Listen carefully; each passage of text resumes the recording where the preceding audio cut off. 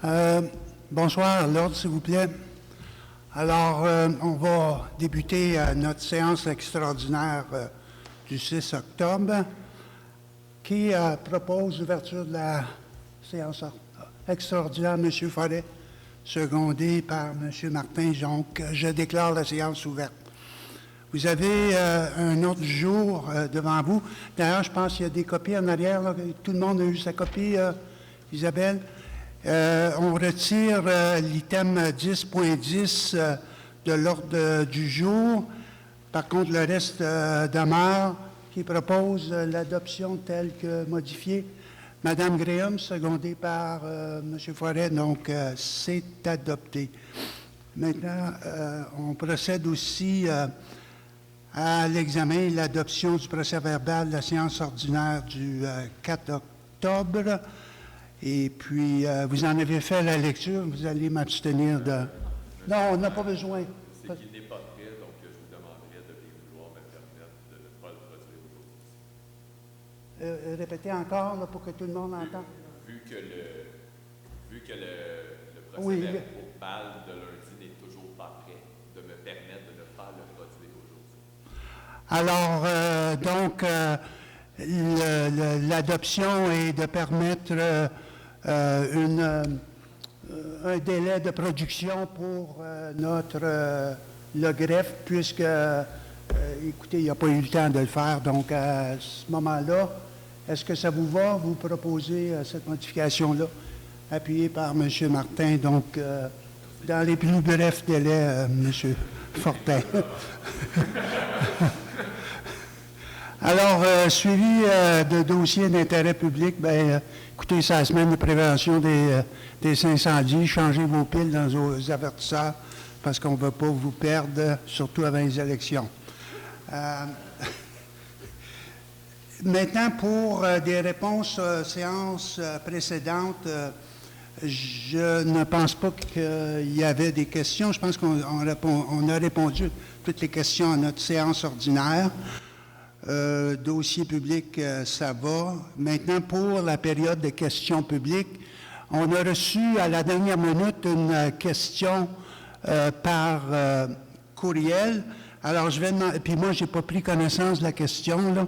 Par contre, je vais demander à M. Fortin s'il pourrait en faire la lecture et j'y répondrai, puis après ça, on ira au micro. Alors, vas-y, monsieur. Donc, il s'agit d'une question reçue le 4 octobre en fin de journée, qui provient de Mme Anne Dyer, et le texte est le suivant. There are 22 items on the Wednesday special meeting. All urbanism matters. There are 4 items for Axology, 4 items in District 3 that has no councillor, and 4 items in District 4 that has no councillor. The citizens in these 2 districts, 3 and 4, have no representation in the votes.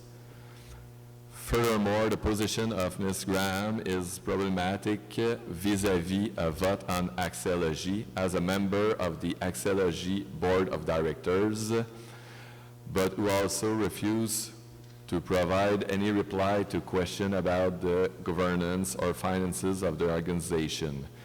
Je vais simplement dire que cette question-là a été posée avant la séance, donc depuis, il y a eu des réponses qui ont été données.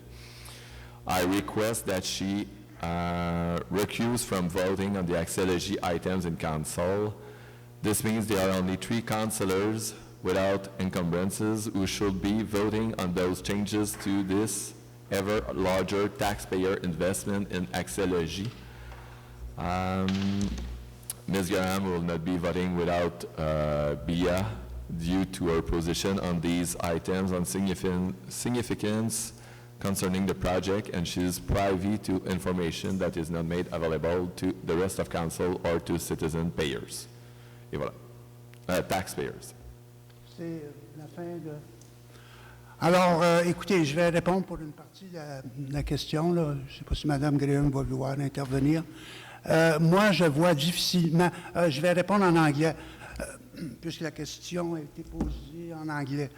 Alors, Madame Dyer, the fact that councillors are, some of the positions are not, have no people there, and the fact Madame Parent, by the way, is absent tonight because she has a valid medical reason, and she has told us that she would be absent. It would be very, very unfair for the citizens that we delay further this meeting because there are, I'm sure, some financial impacts. We have lots of items on the agenda. To transfer this to a new council would cause undue delay. And in view of the impact, we maintain that we should go forward with this meeting. Alors, ça répond à la question là, de Madame. Est-ce que vous voulez intervenir, Madame Graham? Allez-y, Madame Graham. En anglais.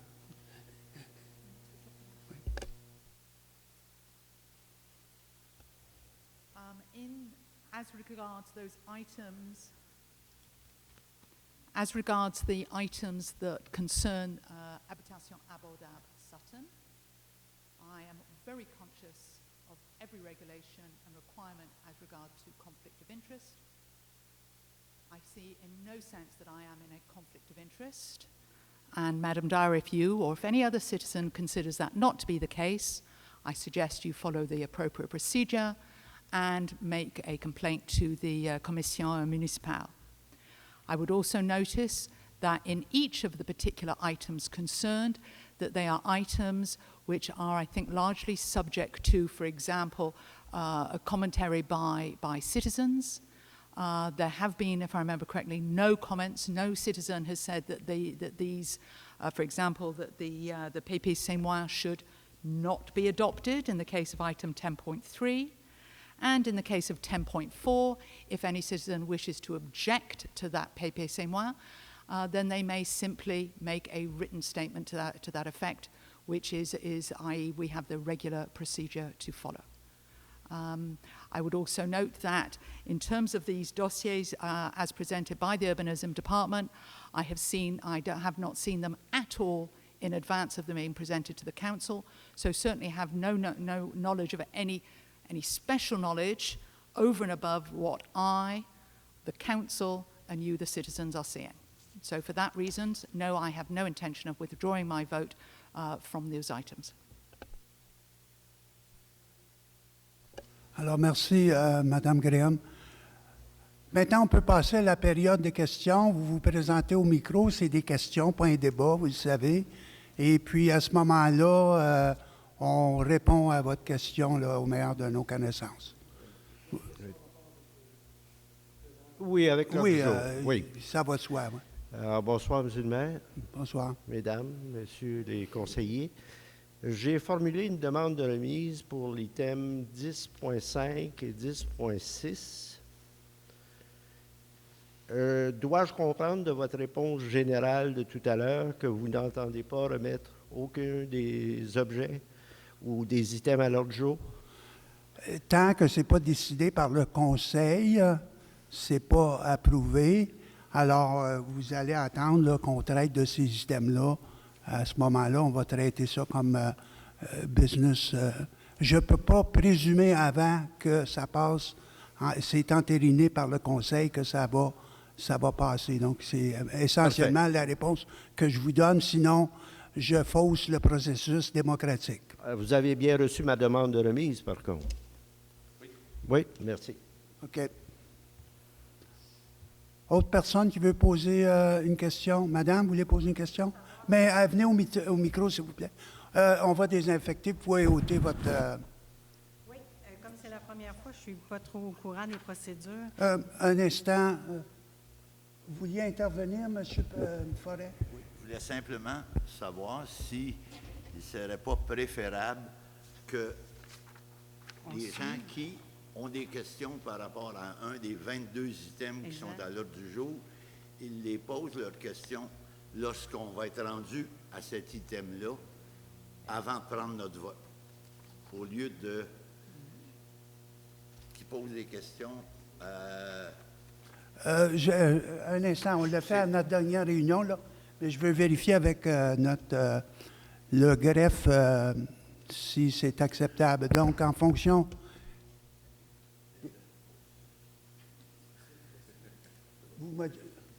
On vient... Donc, dans les cas des demandes d'usage conditionnel et de dérogation mineure, ce qui semble être ce qui intéresse le plus les gens ici aujourd'hui, dans les faits, les gens peuvent venir faire leurs commentaires au moment où on va aborder le point. Donc, on en a reçu par écrit. Je vous les ai envoyés aujourd'hui, ce matin, entre autres, puis il y en avait d'autres que vous aviez déjà reçus. Et donc, les gens peuvent venir faire leurs commentaires, soit durant la période de questions, mais si on veut, on peut procéder et les gens viendront faire leurs commentaires lorsqu'on va arriver au point en question. Il n'y a pas de problème. C'est même techniquement prévu par la loi. Alors, ça va être plus fluide si on adresse ça au moment de la résolution, c'est bien ça? Puis ça va vous faciliter aussi votre intervention. Alors, c'était dans ce but-là. Je pense que ça va être plus facilitant de cette ouais. façon-là, qu'au fur et à mesure, on puisse régler les situations. OK, donc on va y aller de cette manière-là. Alors, ça va être plus conséquent. Est-ce qu'il y a d'autres questions qui ne sont pas, qui ne touchent pas le déroulement de la séance? Alors, s'il n'y en a pas, bien, on peut aller de l'avant, là. La période des questions est terminée. Donc,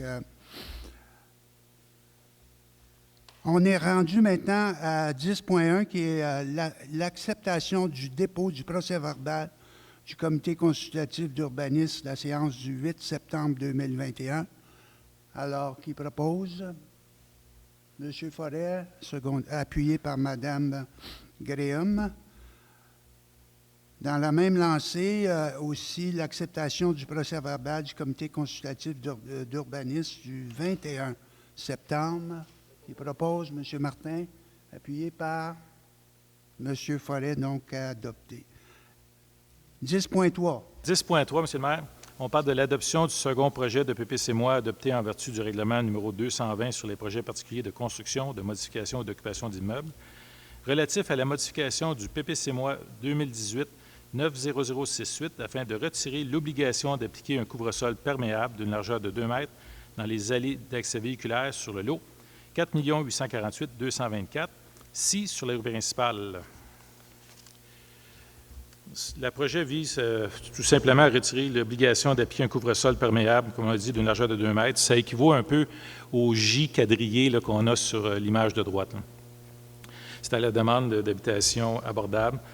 C'est un but de fonctionnalité et aussi de réduire les coûts de construction. Le projet, si vous permettez, le projet a fait l'objet d'une recommandation unanimement favorable du CCU le 3 août dernier. Le premier projet de PPC-MOI a été adopté le 7 septembre 2021. Suite à la consultation publique, il n'y a eu absolument aucune objection au commentaire qui a été émis. Dans ce contexte-là, M. le maire, il serait proposé d'approuver le second projet de PPC-MOI afin de modifier le PPC-MOI d'origine pour remplacer le pavé imperméable par du pavé perméable.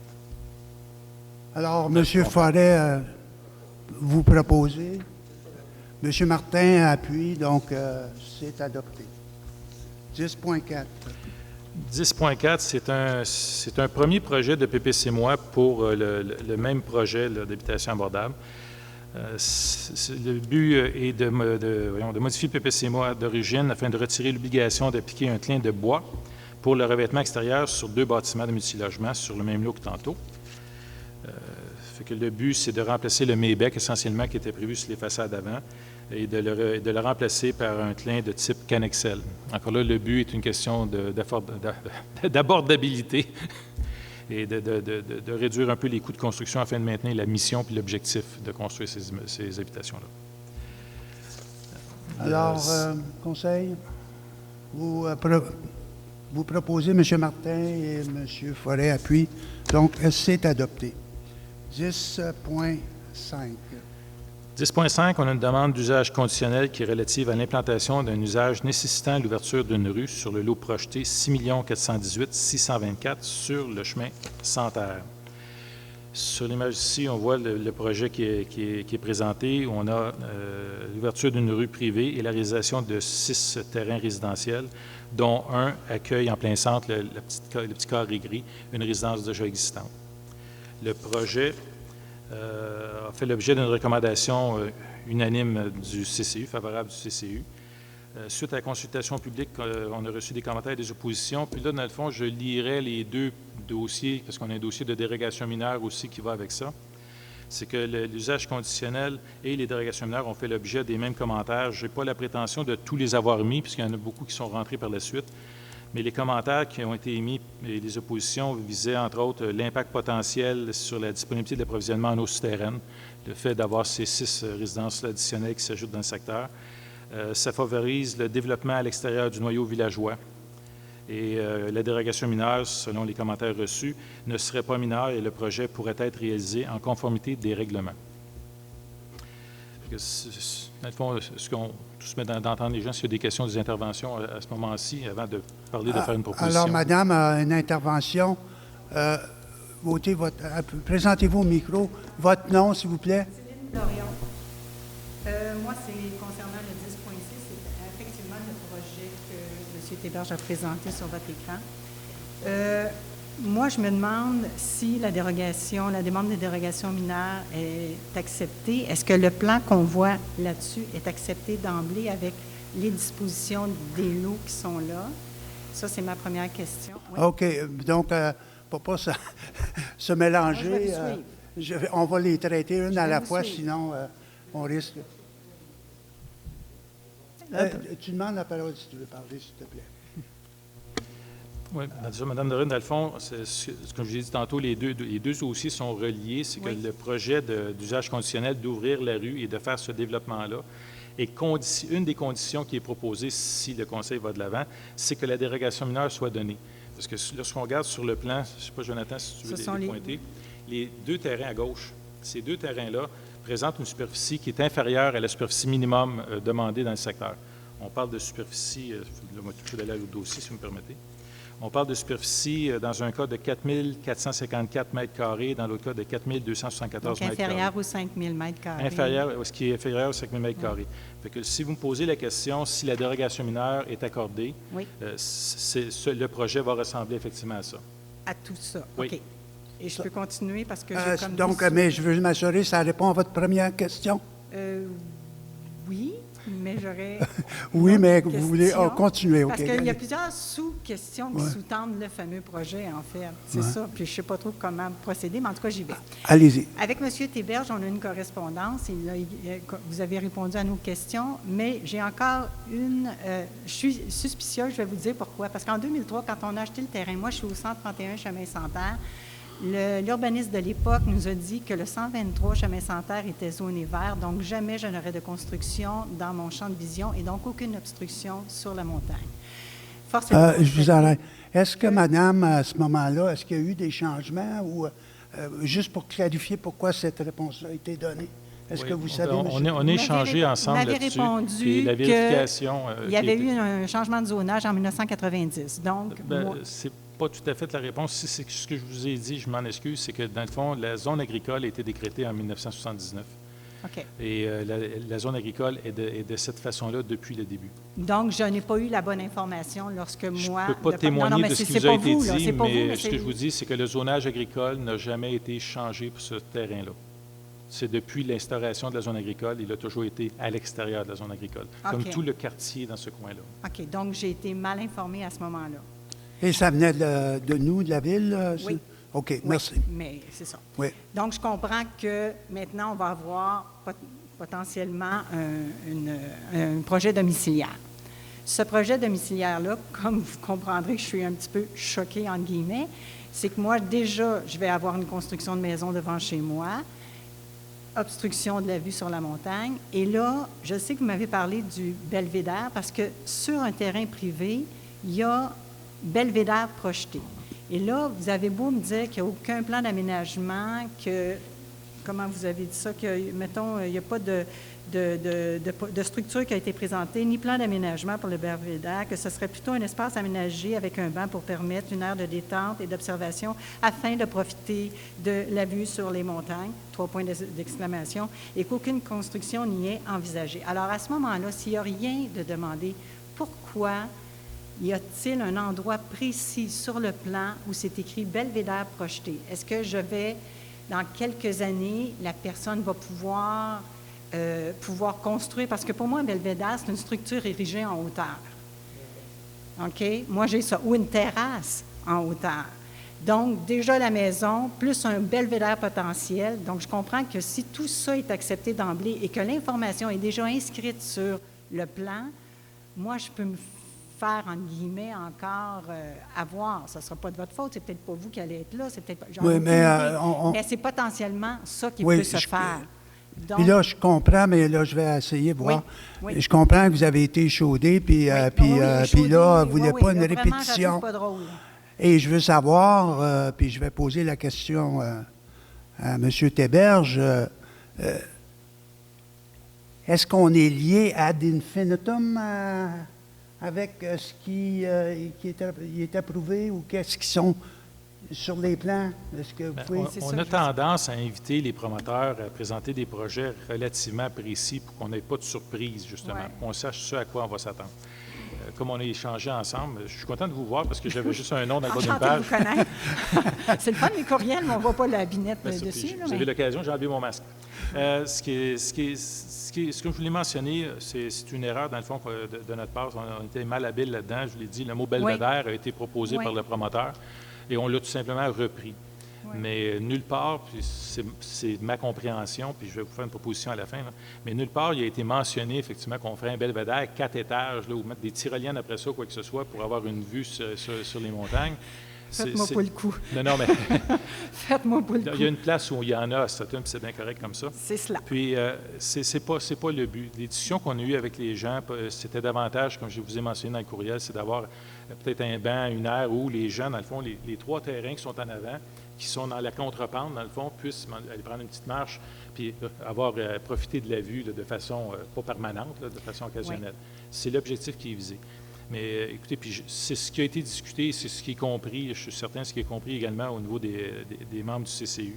Moi, ce que j'aurais tendance à vous dire, on verra la proposition parce que le Conseil fera, mais je l'ajouterais peut-être dans les conditions. C'est ce que je voulais dire. Est-ce qu'on peut avoir une annotation? Que le belvédère, dans le fond, c'est un aire d'observation sans construction. C'est ça, parce que si c'est un banc, on comprend que ce n'est pas la même chose qu'une structure de 3 étages érigée en hauteur. C'est pas la même chose. Mais c'est ça. Comme je vous dis, déjà qu'on est échaudé par le projet, on aimerait ça limiter les vues sur... les obstructions, en fait, sur la vue sur la montagne. C'est le but d'exercice, Mme Dorion, c'est de ramasser des commentaires pour améliorer le projet. Oui. Si ça peut être annoté. Je vais demander... M. Fortin, est-ce que vous pourriez préparer un petit texte là, qu'on pourrait... Oui. Parce que vous faites tout en même temps, là? Mais oui. On peut fait qu'il y aura il y aura une note, il y aura quelque chose d'annoté à ce projet-là, pour pas qu'il soit d'emblée accepté qu'un belvédère puisse oui, pour pas que ça tombe d'un crack, là. Exactement. Madame Grimm, demandez le droit de parole.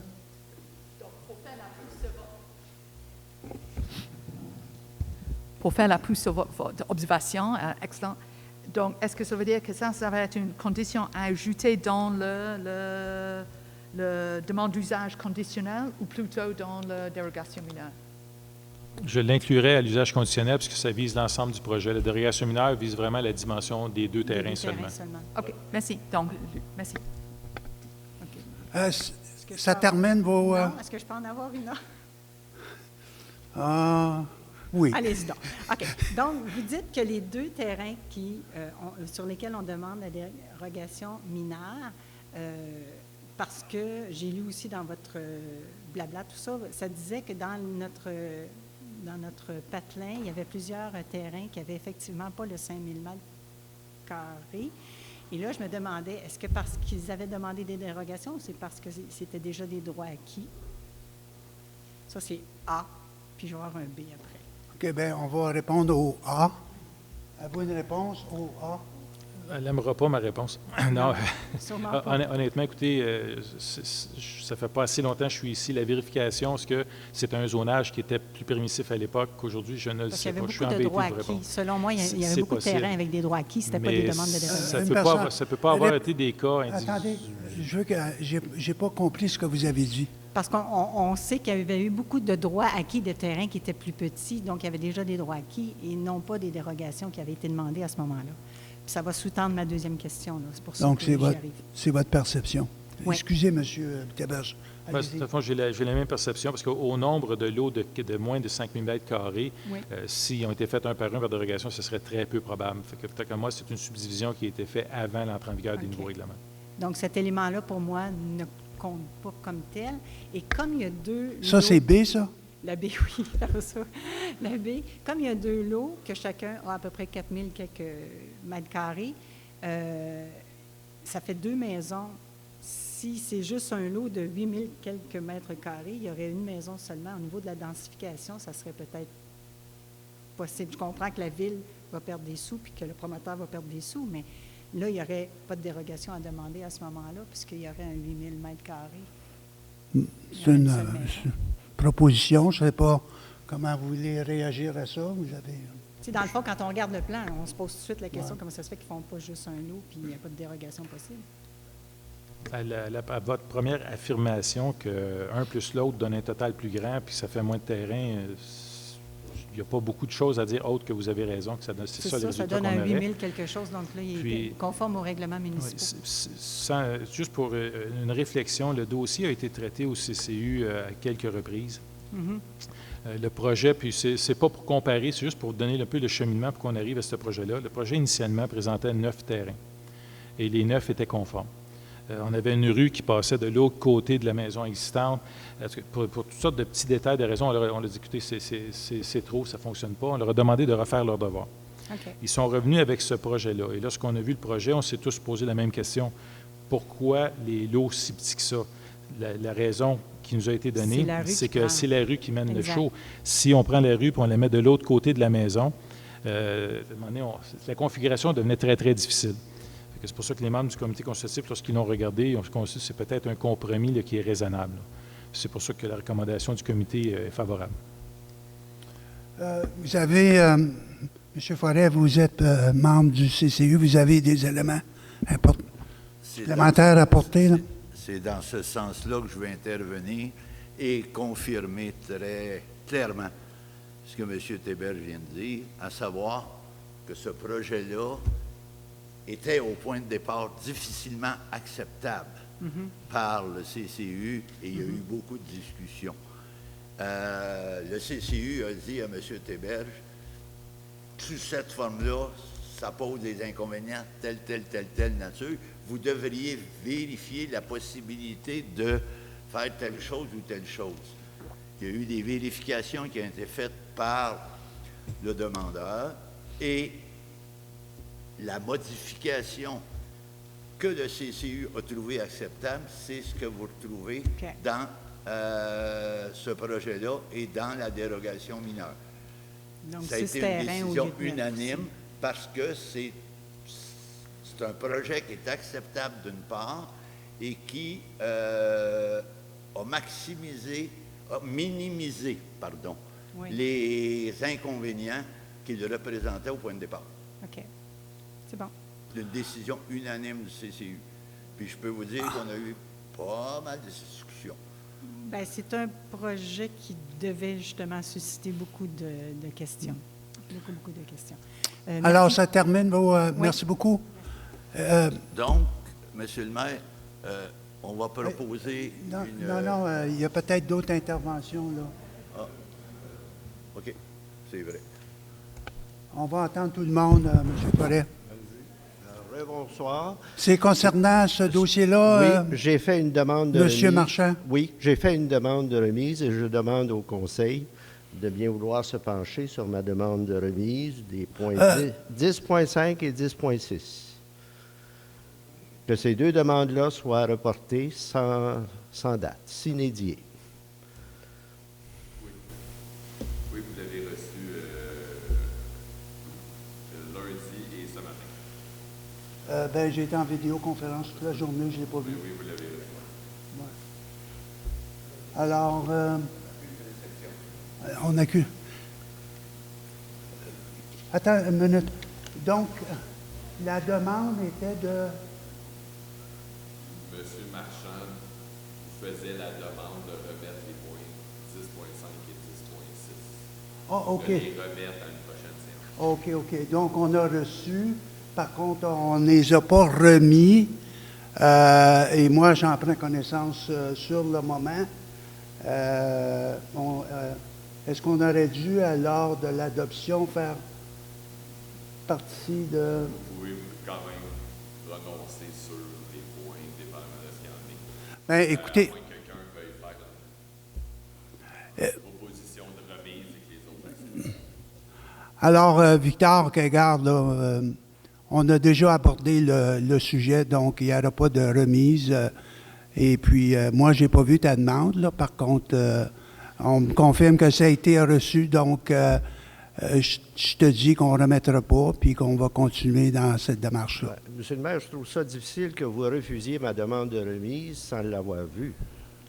Bien, j'en prends connaissance d'une manière ou d'une autre. Là, ce que je te dis, c'est que même si je l'avais vu, je n'aurais pas modifié le 10.5, 10.6, puisqu'il y avait beaucoup d'interventions à écouter concernant ce dossier-là. Donc, je n'aurais pas remis, ou je n'aurais pas suggéré au Conseil de remettre les 2 points, parce que c'est quand même des points importants. Voilà ma réponse.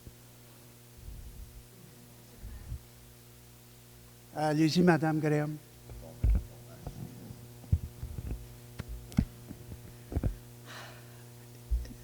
J'aimerais une clarification, Maître Fortin. Est-ce que, par exemple, moi, je proposais qu'on reporte ces 2 points-là?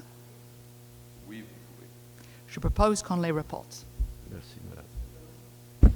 Alors, on peut faire ça. OK. Est-ce qu'il y a un secondaire?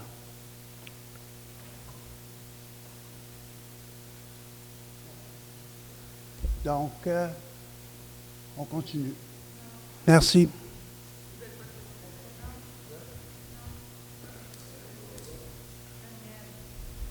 Alors, est-ce qu'il y a d'autres interventions à faire au niveau de ce dossier-là? Alors, monsieur, votre nom, s'il vous plaît? Bonjour, Gabriel Cagiati. Cagiati. Oui. Voulez-vous revenir, s'il vous plaît? Bonjour tout le monde.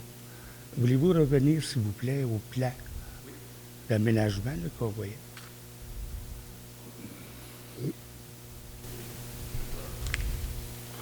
Moi, je suis voisin. Je suis collé dessus. Ça fait 30 ans que je suis voisin de là. Et puis, l'autre plan, l'autre, il y a les... Oui, exactement. Voyez-vous, 1, 2, 3, 4, 5. D'après moi, ça va être 5 puits de plus. Plus les tanks septiques, les champs d'épuration. Dans le temps qu'on vit présentement, de l'eau, c'est rare. Puis, dans le coin, là, on a entendu parler du monde. Hein, que même sur un puits, là, 400, 500 pieds, là, dernièrement, là, ben, il faut qu'il fasse attention. Fait que moi, là, je suis collé là. Moi, là, j'ai un puits de 175 pieds. Le gars, quand il est venu, il dit 80 à peu près, gallons à l'heure. Mais il faut faire attention. Mais là, lui, il arrive ici, avec un projet de mer. Je ne sais pas si un de vous autres, si vous restiez là, puis vous l'aviez, ce projet-là, à côté de chez vous, qu'est-ce que vous en diriez? Mais je peux vous répondre. Non, je vous pose la question, c'est Mais tout. Je ne veux pas avoir de réponse. Non, mais je vais vous répondre à la question, si vous me permettez. D'accord. D'ailleurs, au dernier CCU, je pouvais... Puis je voulais continuer notre... Oui. Je ne pouvais pas être là, mais au CCU antérieur, c'est un point que j'ai soulevé. C'est que maintenant, ça va devenir, à mon avis, très important d'évaluer la capacité hydraulique là, quand on octroie des permis. On a eu une discussion à ce sujet-là après notre réunion. Parce que vous avez raison, il y a des gens qui ont des puits à 528 pieds, puis il manque d'eau. Et donc, et la nappe phréatique est contiguë. Puis ce coin-là, je le sais, parce que j'en ai des voisins qui viennent de creuser pas mal creux, puis eux autres avec, là, j'ai parlé avec certains, puis c'est pas loin de là. Oui, mais votre point est fait. Puis là, je demanderais à M. Théberge, est-ce qu'il y a des pratiques dans d'autres municipalités? Bien, suite à la rencontre du CCU, on a largement discuté, effectivement. J'ai fait des recherches, puis, je vais vous avouer, je n'ai pas trouvé de municipalité, puis ça ne veut pas dire qu'il n'y en a pas, j'en ai pas trouvé, puis j'ai cherché pour la peine, là, qui exige la démonstration de l'impact sur la nappe phréatique, par exemple, sur le fait qu'on creuse des puits. J'ai trouvé des cas de jurisprudence, puis c'est intéressant ce que Thomas, ils disent que c'est difficile de démontrer le lien entre un et l'autre. Vous pourriez être à 30 pieds un de l'autre et creuser 2 puits, et les deux ne seraient pas sur la même veine. Vous pourriez l'être, comme vous pourriez ne pas l'être. Et la démonstration semble très difficile. Ce que j'ai trouvé le plus près d'une clause comme ça, c'est aux îles de la Madeleine, où ils exigent, c'est pas au niveau du lotissement, pas au niveau du projet, mais au niveau de la construction. Avant d'émettre un permis de construction, ils exigent une attestation par un professionnel compétent en la matière qui va confirmer qu'il y a suffisamment d'eau en quantité et en qualité pour desservir une nouvelle résidence. Ça veut pratiquement dire qu'on creuse le puits avant d'avoir le permis, là. Mais ça ne vient pas certifier que de creuser le puits va venir s'abreuver à même le puits des voisins. Mais c'est une question qui vaut la peine d'être posée. Bien, disons que si ceux qui sont tous collés, là, on se connaît tous, là, même en descendant la côte, si en creusant ça, s'il y en a un qui n'a plus d'eau, qu'est-ce qu'on fait? Qu'est-ce qu'on fait? Est-ce que... Hein? C'est ça, là, aussi. Là. Puis, deuxièmement, la maison qui est déjà là, qui est là, moi, je suis collé dessus. Savez-vous à quoi ça sert? Airbnb, monsieur. Est-ce que c'est un projet Airbnb qui s'en vient là, sur le domaine Yvernon? On se pose la question. Parce que la maison qui est là, vous la retrouvez sur Airbnb. Et puis, est-ce qu'ils veulent faire des Airbnb? Moi, je n'ai rien contre les Airbnb.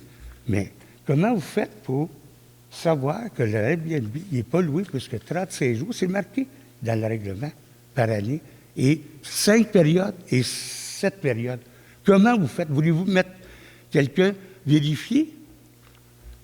Si arrive comme, je ne pense pas que ça arrive à Sutton, vous avez entendu l'histoire du Airbnb en fin de semaine qui s'est passé à Gatineau. 9 autobus sont arrivés au Airbnb. Là, c'est exagéré, mais quand même. Oui, mais moi, là, puis les autres, à côté de tout le monde, le domaine Yvernon, là, c'est quelque chose qu'on...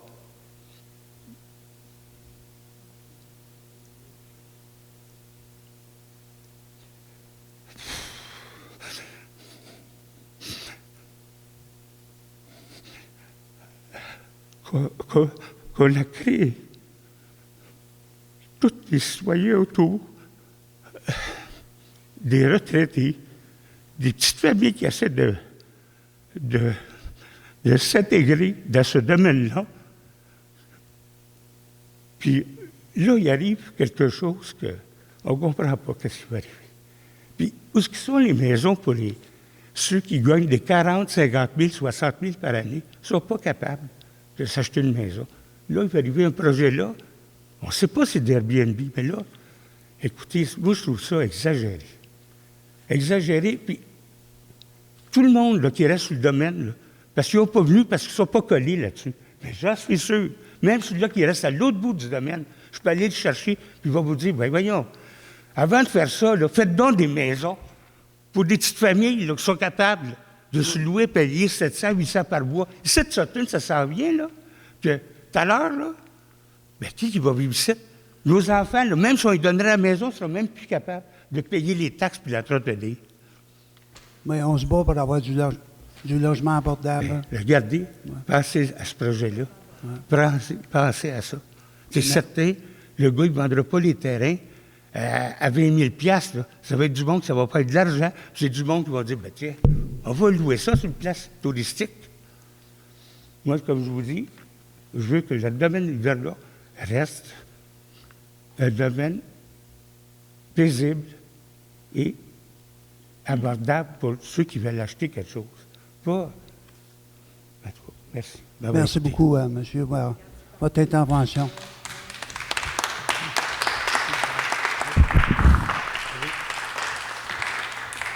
Allez-y, monsieur Benoît. Oui. Monsieur le maire, écoutez, monsieur Fortin, dans sa note, a demandé aux gens de venir s'expliquer aujourd'hui, puisqu'il n'y a pas possibilité de faire de registre ou de référendum, puisque c'est une dérogation mineure. Les gens se sont présentés ici. Vous voyez la réaction des gens, émotive, je pense justifiée, de poser vraiment un moment d'arrêt, ce que propose Mme Graham. Je pense que c'est la seule logique que vous pouvez faire à l'heure actuelle, compte tenu que c'est la dernière réunion du Conseil.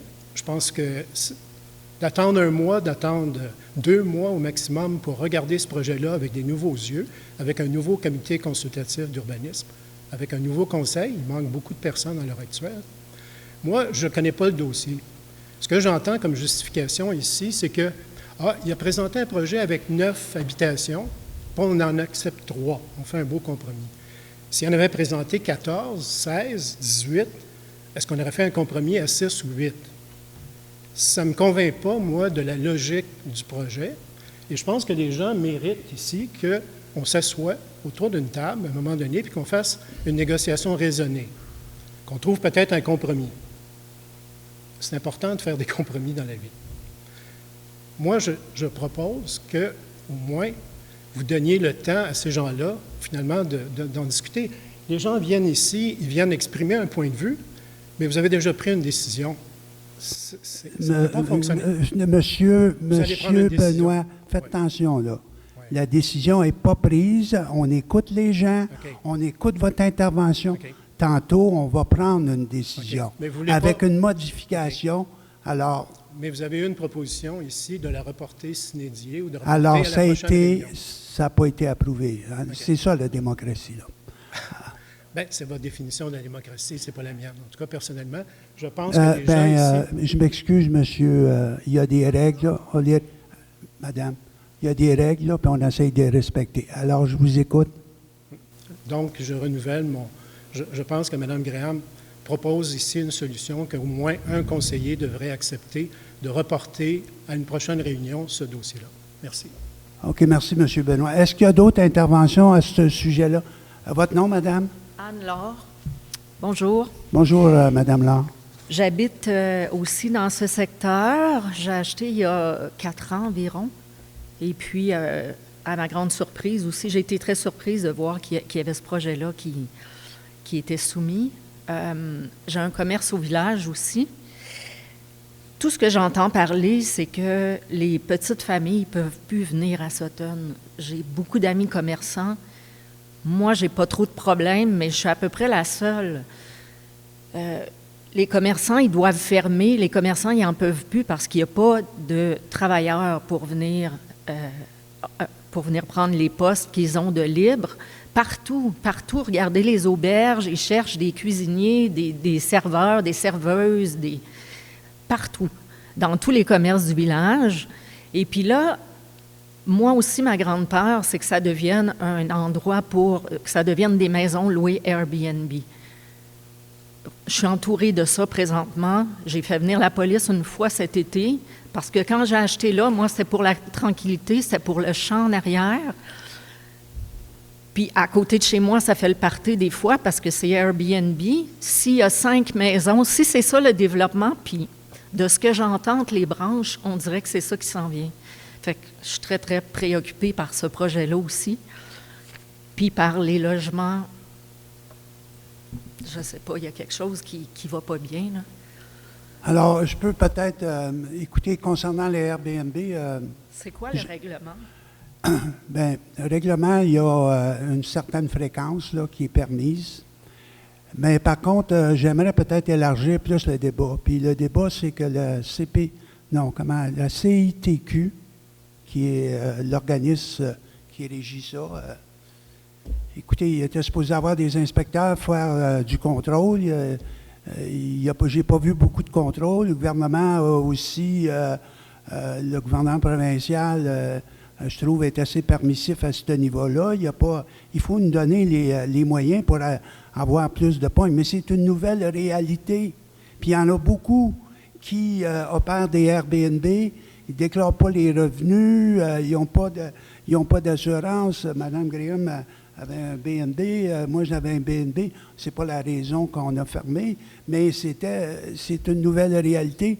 Puis il faut avoir une meilleure pogne pour avoir un meilleur contrôle des inspections avec il y a toutes les nuisances qui vont avec ça. En ce qui concerne la pénurie de main-d'œuvre, bien, écoutez, là, moi j'ai passé toute l'avant-midi en vidéoconférence pour attirer plus de nouveaux arrivants, justement pour être capable d'avoir de la main-d'œuvre, pas de cheap labor, là, mais d'avoir de la main-d'œuvre, parce qu'effectivement, on vit au travers du Canada cette pénurie-là, puis la solution, là, ça va passer par l'immigration, puis il faut que les procédures soient plus rapidement. Là, il y a une loi en 96 qui va passer, qui va dire que un citoyen aura un nouveau arrivant qui ne parle pas le français.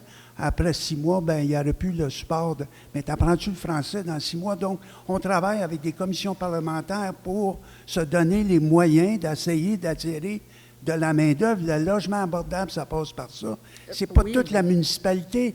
Un budget de 12 millions dont il faut avoir des programmes de subvention qui supportent ces démarches-là. Il faut densifier, pas s'éparpiller. On les connaît, les solutions, mais il faut se donner les moyens aussi, puis se faire aider par les instances gouvernementales pour être capable de livrer la marchandise, en tout cas. Je ne veux pas m'éterniser là, sur ça. Oui, moi non plus, mais juste pour ce qui est de tous ces gens qui louent sur Airbnb, ces gens n'ont pas les mêmes valeurs que nous à vouloir garder notre belle communauté, puis notre belle région et tout. Ces gens-là viennent, je ne dis pas qu'ils font tous le parti, mais on fait un autre débat. C'est pas là. la même vision que nous. Mais je vous entends, puis je partage vos pays. Maintenant, écoutez, là, est-ce qu'il y a d'autres interventions? Allez-y, M. Martin.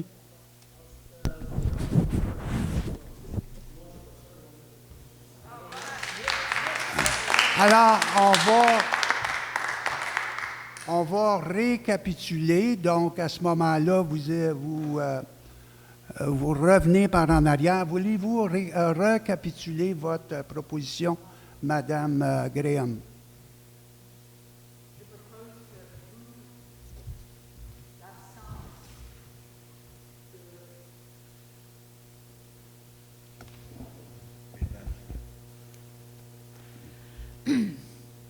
Ma proposition, c'est de considérant le fait qu'il y a 3 membres du Conseil qui sont absents pour plusieurs raisons, considérant que c'est très clair qu'il y a un niveau assez élevé d'inquiétude par des citoyens aux limitrophes du lot concerné, qu'on rapporte ce dossier, cette résolution, à mais qu'on rapporte le dossier. Qu'est-ce que je dois dire? On rapporte simplement? Qu'on rapporte, oui. Donc, c'est, si je résume là, ici, ce que vous dites, c'est de reporter Vous voulez intervenir, là? Oui.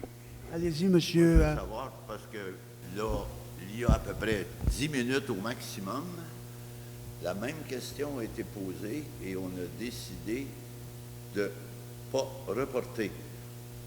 Ma question est un peu légaliste, mais je pense qu'elle est réelle. Est-ce qu'on peut revenir sur la même question 2 fois? Oui, parfait, ça répond à ma question. Merci. Je vais simplement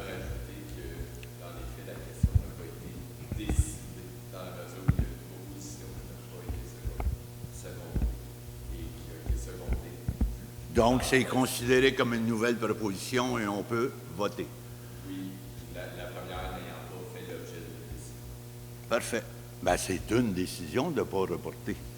Quand elle n'est pas secondée, elle n'est pas reportée.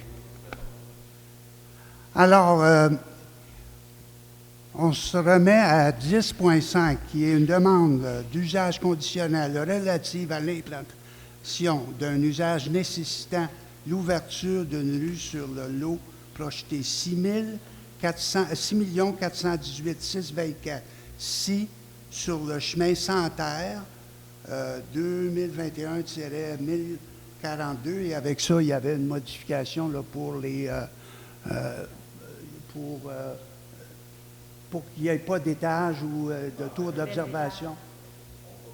Non, mais je voulais juste résumer. Alors, sur ça, là, il y a une proposition pour reporter 10.5 seulement. Bien, c'est justement, mais attendez. Attendez une minute, Mme Graham. On va traiter 10.5, puis après ça, est-ce qu'on doit traiter 10.6, puisque c'est individuellement, un par un. OK? Alors, la proposition, c'est de reporter.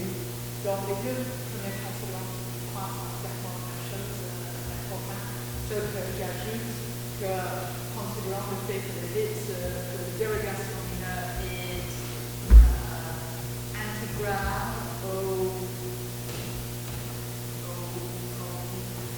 devant l'usage conditionnel,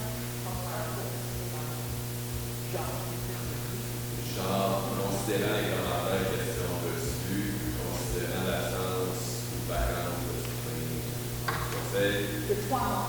3, ouais, considérant l'inquiétude des citoyens du voisinage du projet, vous m'excuserez, les phrases ont été faites plus sur le candidat, et considérant une demande donc de reporter le point, et dans le cas de 10.6, ce sera à peu près les 3 mêmes considérants, à laquelle on ajoute le conseil la demande de dérogation d'une heure et liée à la demande d'usage.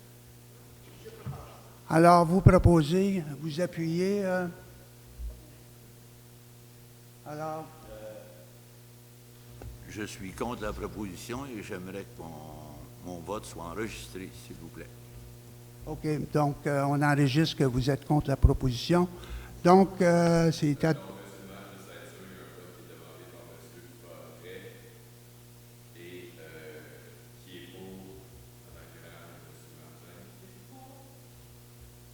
Vous êtes pour? Qui est contre M.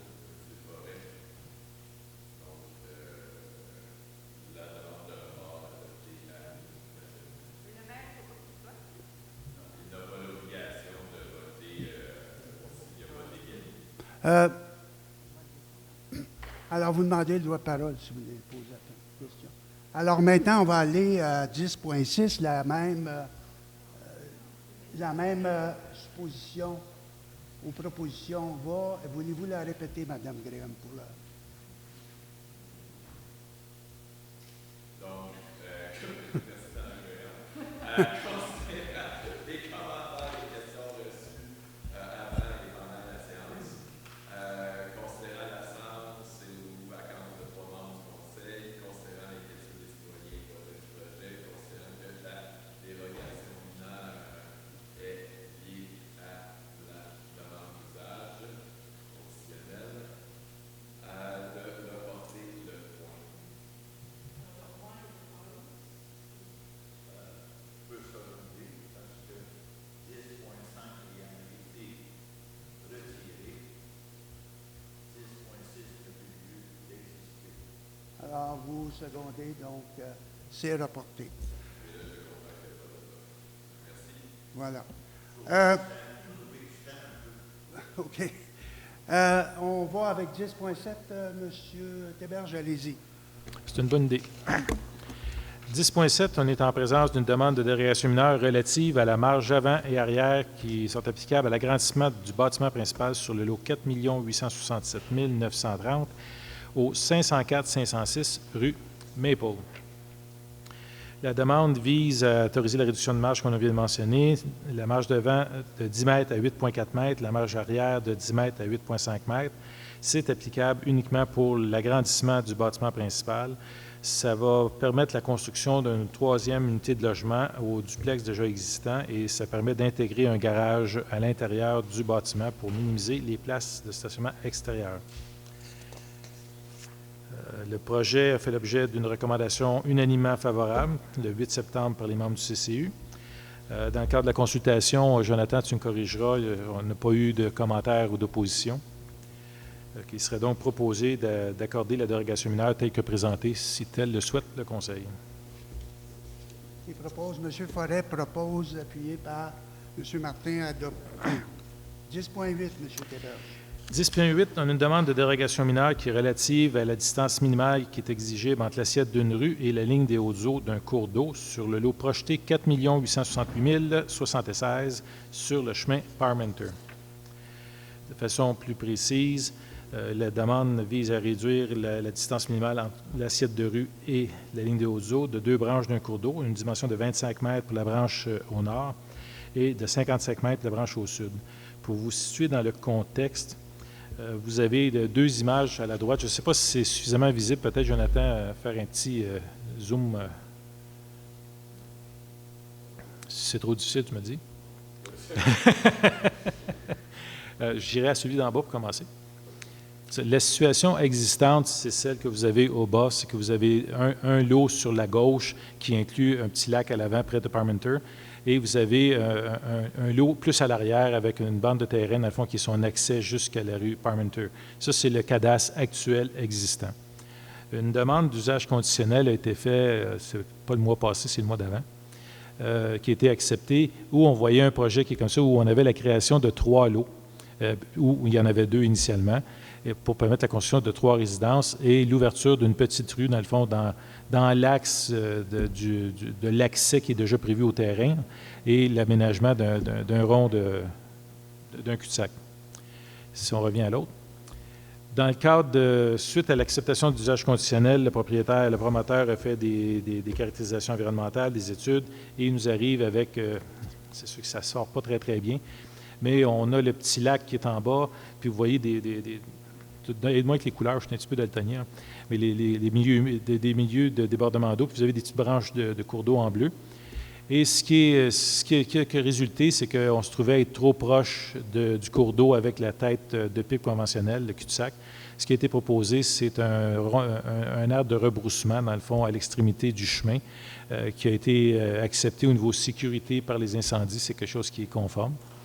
Et c'est la raison de la demande de dérogation mineure, c'est pour permettre de réaliser le projet qui a été autorisé il y a quelques mois en usage conditionnel. Dans le fond, vous pouvez comparer ça jusqu'à un certain point au projet qu'on a fait tantôt, où on a un usage conditionnel qui dépend aujourd'hui d'une dérogation mineure pour se réaliser. Alors, ça termine notre... Oui, bien moi, Suzanne de vous Grandpré. voulez intervenir à ce niveau-là? Oui, parce que moi, je suis la voisine de ce terrain-là. Ah, votre nom, madame? Suzanne de Grandpré. Allez-y. Et puis, il y avait déjà eu une première dérogation mineure qui disait qu'il fallait que la nouvelle rue soit construite conformément à la réglementation municipale en la matière. Là, je ne sais pas ce que vous avez vu. Vous autres, vous trouvez que c'est une rue assez large pour... là, en ce moment, il y a un sentier. Ce n'est pas une rue assez large pour que les véhicules de travaux publics et d'incendie puissent passer. Et puis là, vous voulez accorder à cette personne-là une dérogation mineure qui réduirait l'espace entre les hautes eaux, là, il y a un petit ruisseau. Vous voulez réduire ça, ça devait être 75 mètres, puis vous voulez le réduire à 25 mètres. Je ne comprends pas pourquoi vous accordez cette dérogation-là. Vous allez commencer avec le chemin. Est-ce que le chemin... Je mettrai juste une mise en contexte qui est celle de l'urbaniste qui va vous parler. C'est que dans le fond, le Conseil n'accorde pas la dérogation mineure. Le Conseil a reçu la dérogation mineure et elle est proposée. et on entend les gens qui ont des positions à défendre. Et à la suite de ce qui va être dit, le Conseil va être éclairé de votre information. La décision sera prise de l'accorder ou non. Mais le elle est CCU a présentée. approuvé ça. Pardon? Ça a été approuvé par le CCU, ça? Vous le Le présentez? CCU l'a approuvé majoritairement. Oui, c'est ça. C'est ça que je veux dire. CCU recommande. Hein, Recommande, aussi. oui, mais il l'a approuvé puis il recommande au Conseil. Puis là, ici, moi, j'ai pas de représentante de conseillère dans mon district parce que la personne est décédée. Puis en plus, vous êtes juste 3. Alors moi, j'aimerais ça que ça soit reporté comme le projet de ma voisine, là, de la dame de la rue Santerre. Je pense que ça serait un bon motif pour reporter ça. Puis j'ai 2 autres voisins ici qui peuvent s'exprimer aussi. Alors, je demande ça. Mais j'aimerais, vous avez soulevé le point, est-ce que le chemin doit être conforme, là, si... Bien, je ne sais pas. Est-ce que quelqu'un qui est venu vérifier là, si le chemin était conforme? Parce que c'est un petit chemin, là, c'est un petit sentier. Oui, mais la question est posée, je veux entendre M. Théberge. Ce qui est mentionné dans le dossier, c'est le chemin sera aménagé sur l'ancien chemin forestier. Je ne peux pas vous dire que le chemin forestier qui est là est satisfaisant et qui correspond aux normes. Les règles d'aménagement d'un chemin privé ou public doivent être respectées. Il va y avoir à soumettre des plans pour aménager un chemin à la hauteur des normes municipales. Et je ne vous garantis pas que le chemin qui est là est aux normes. Ce qu'on peut vous dire qui est aux normes aujourd'hui, c'est le tracé, la largeur de l'emprise qui est prévue au cadastre et le T, ou je ne sais pas comment vous pouvez l'appeler, oui, le Y, là. Le Y de rebroussement, c'est conforme aux normes. C'est ce que je vous dis, mais je ne peux pas vous dire que le chemin forestier est conforme. Et s'il n'est pas conforme pour un chemin municipal privé, il va être obligé de faire des travaux pour le rendre conforme. Puis si jamais son chemin n'est pas conforme, est-ce que ça veut dire que tout le projet est abandonné? Parce qu'il a besoin d'un chemin, lui, pour aller à ces 3 lots. Vous avez accordé en plus un lot de plus. C'est un terrain de 2 lots. En fait, c'est 2 lots qu'il a acheté, le monsieur. Puis là, vous lui accordez la permission d'avoir 3 maisons au lieu de 2.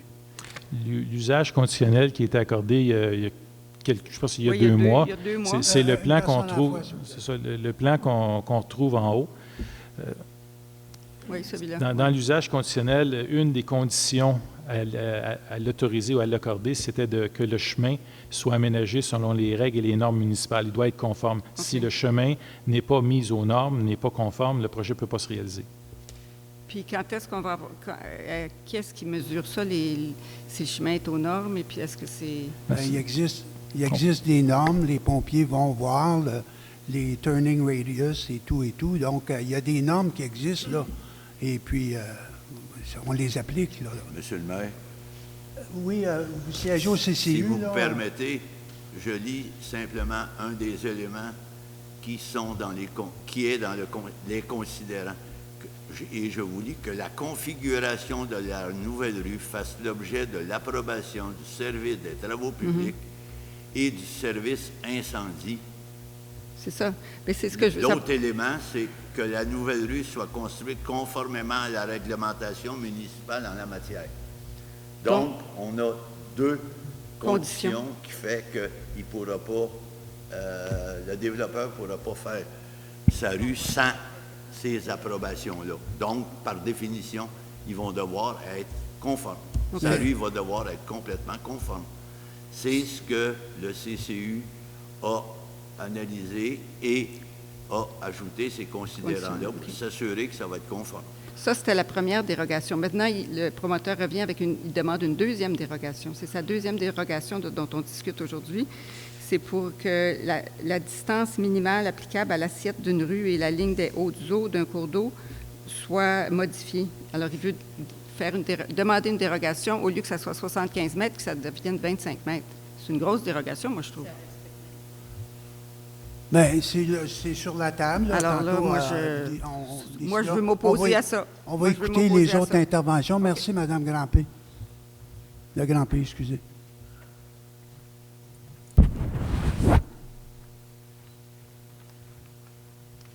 Bonjour, Chantal Ruet. Moi, je suis directement concernée par le projet parce que ce projet-là arrive. Je suis ici ce soir avec mon conjoint. Directement, l'arrière du terrain nous concerne.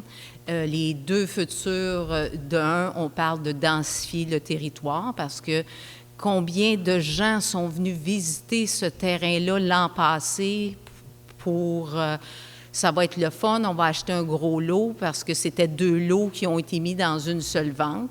À notre désarroi, c'est un promoteur qui l'a acheté et maintenant, au lieu de construire peut-être 2 résidences parce qu'il y avait 2 lots, on en propose 3.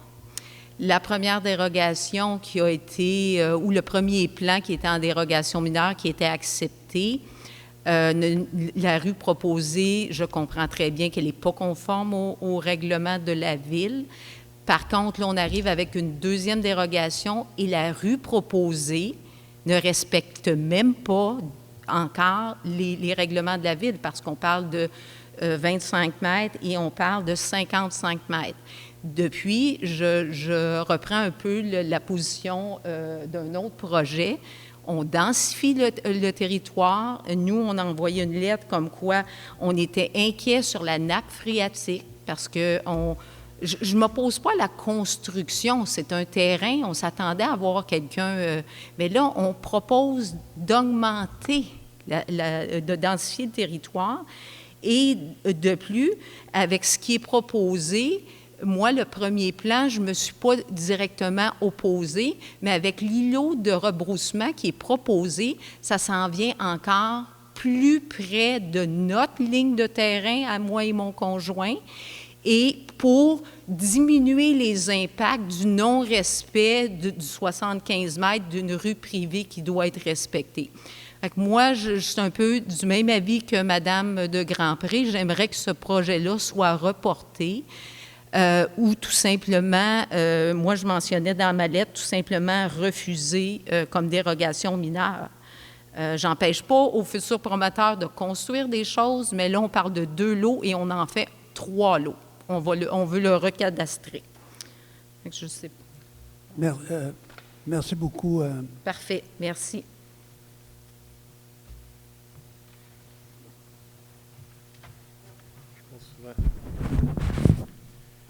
Oui, bonsoir. Sur la même question, Yves Tremblay, je demeure au carrefour du chemin Poisson et de Parmentier. Donc, je suis voisin de ce lot-là. Et ce que j'ai à dire, c'est un peu en continuant. La question qu'il y a 2 lots puis qu'on en a 3, je regardais le projet, puis je trouve qu'on essaie de faire... on force beaucoup pour faire rentrer 3 lots dans un terrain, ou 2 lots, ça me semble suffisant.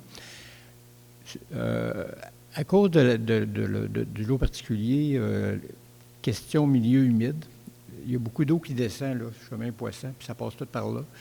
Quand on va dans la forêt, on voit que c'est un terrain humide avec la végétation qui est là. Il y a un petit lac, un petit étang de vent, mais en tout cas, il y a des amas d'eau qui se font un peu plus bas. Fait que la question de milieu humide, je trouve que c'est forcer la densité puis déranger beaucoup ce milieu humide-là. Et question de nappe phréatique, je sais, j'ai entendu le commentaire tout à l'heure, je sais que c'est difficile d'aller chercher ça, mais cet été, on a eu un été sec et on a un puits artésien, mais on a 3 voisins qui ont été obligés de creuser un puits parce qu'ils avaient des puits de surface. Alors, les puits de surface, ça vient avec l'eau qui coule, c'est un milieu humide. Au lieu de faire 2 terrains, puis ça peut circuler plus facilement, on en a fait 3. Fait que je trouve que ça...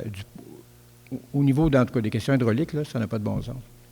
Alors, vous proposez je quoi? Je pense qu'il devrait y avoir 2 terrains autorisés et non pas 3. Mais en bout de ligne, vous proposez quoi? Un report, une annulation? Bien, c'est parce que le report, je ne sais pas ce que ça veut dire. Si on reporte la décision puis qu'on revient avec le même projet puis qu'on en rediscute encore, je ne vois pas trop l'intérêt de l'affaire, là. Je pense qu'il y a une proposition de projet, on réagit à ça, il y a des préoccupations qui ont été exprimées. Je partage ces préoccupations-là, et en plus de les partager, je dis que je trouve que c'est trop d'autoriser 3 lots, qu'il faudrait autoriser 2 lots. Ça tiendrait compte du milieu humide, ça tiendrait compte des problèmes d'eau dans l'environnement, avec des voisins qui ont été 3 puits qui ont été posés, là, creusés cet été. Fait que là, on va en faire 3 encore. Alors, j'en déduis que vous seriez pour refuser, vous. Refuser ce truc-là et de revenir à 2 lots. OK. Plutôt qu'un. Merci. M. Benoît? Oui. Moi, je pense qu'aujourd'hui, c'est la dernière session. On ne devrait accepter que les projets qui n'ont pas qui ne font pas l'objet de contestation. Ça, c'est normal que les projets qui sont approuvés, finalement, sans qu'il y ait vraiment d'intervention de la part des citoyens, on devrait les accepter. Il me semble que c'est normal. Mais les projets pour lesquels il y a des points très importants, j'ai entendu au moins 5, 6, 7 bons arguments ici qui nécessiteraient, à mon avis, le report pour les mêmes raisons. Je félicite M. Martin qui s'est rangé à cette opinion-là. Mais dans ce projet-là, plus précisément, il y a quelque chose qui m'a touché à l'oreille, c'est que c'est une position majoritaire du CCU.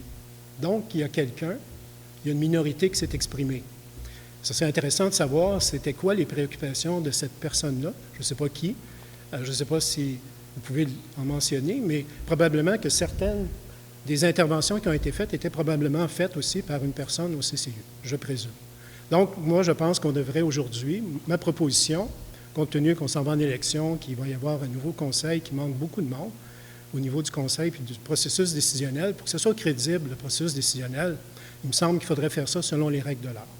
Il me semble que là, il y a des lacunes à l'heure actuelle, puis c'est préférable, donc, d'accepter les projets pour lesquels il n'y a pas de contestation, mais les projets pour lesquels il y a des arguments, on devrait les écouter, puis reporter, puis avoir une négociation, une discussion raisonnée avec les gens qui sont là, puis le promoteur.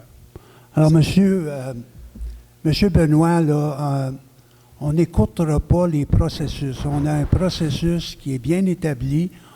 Les gens se sont déplacés pour écouter. On est à l'écoute et on va décider en fonction de l'information qui nous est transmise. Donc, on suit très bien le processus.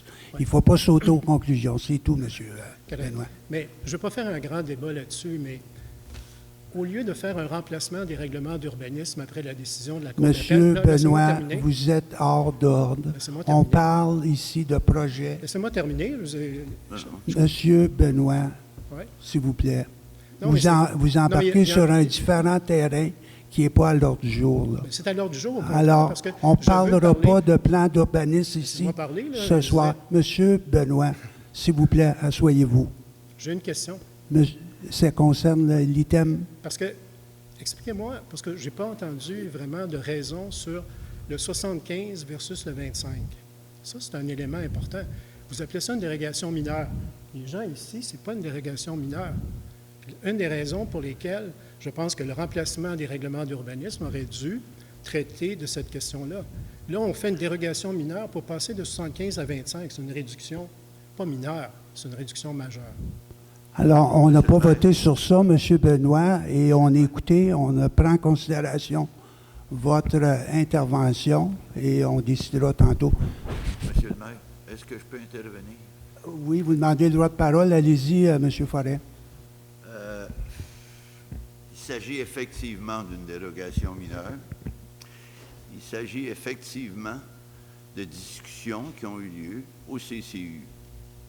CCU qui est composé de gens qui ont une certaine expertise, qui regardent les différents aspects et aussi regardent les éléments légaux des demandes, que ce soit des dérogations mineures ou tout autre dossier qui lui est soumis.